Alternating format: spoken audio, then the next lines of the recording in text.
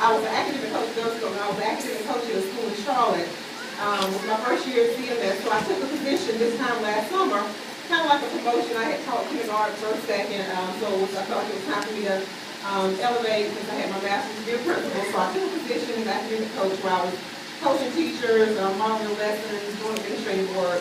Well, anyway, the principal retired as of June 30th, so she let me and the other coach know that there was a possibility the new principal put us back in the classroom, because in Charlotte, every new principal gets to bring in their own staff if they want to. They get to reassign whatever they want to do.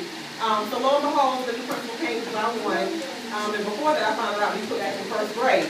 And so that was my favorite grade as a teacher, so I was, excited it wasn't, a higher grade than something I was familiar with, but at the same time, it's hard when you are in a position and then you enjoy the freedom of, not being tied to a classroom with 20 kids, calling your name every minute. And I just enjoyed the role of coaching teachers and being more of a help, and it was preparing me more to be a principal. So I felt like it was a setback.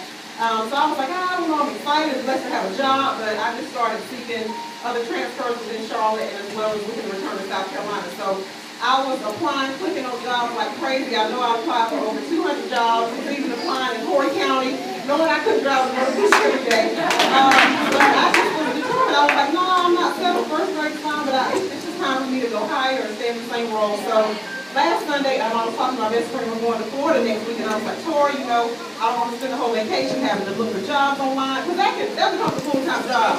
I was actually getting obsessed, checking websites every 2 minutes, the same website. And I was like, I just want to go to Florida and relax and have fun, and already have my job, my contract signed, that way when I come back, I know where I'm going. So last Sunday I was at home and I was just talking to myself, and I was like, I'm finding my job this week, I'm expecting some things. So Monday goes by and I finished my last week of teaching first grade summer school in Charlotte. And kids were just wide open, and I kept checking my phone to see if schools were calling. And 2:30, no schools had called, and I was like, okay. So on the way home that afternoon, I got a call for an interview, and I was like, oh, praise God, this is it. I'm excited, By Tuesday afternoon, I had 3 more interview calls. Tuesday, I went to interview in Lancaster, and that's where I'm from. It's my hometown, so I was like, this would be perfect. My mom's been sick since 2008. So I could go check on her daily, and talk about the house before I could go on Hill. And so I was just excited, so I went to the interview. Then I got another interview right after that for another position in Lancaster. So it just was like back to back, and I'm like, wow, then I was shocked. You ask God for something, then you get shocked. So I'm excited. So by the time I had the interview on Wednesday, it went great. It lasted an hour. They were grilling me with reading strategies. How do you do this? What's the 6 traits of literacy? And I was like, help me, Lord. I was mixing up with some coffees and balance reading, all kind of stuff. And so anyway, she walked me out, and I said, well, I have another interview. I have some interviews in Clover. And she said, we're really impressed with you. There were 7 people in the interview. And she said, so just let me know if you get a job offer before accept. So by Thursday, I went to the last day of summer school. By 10 o'clock, I got a call from the principal at that school that I interviewed for.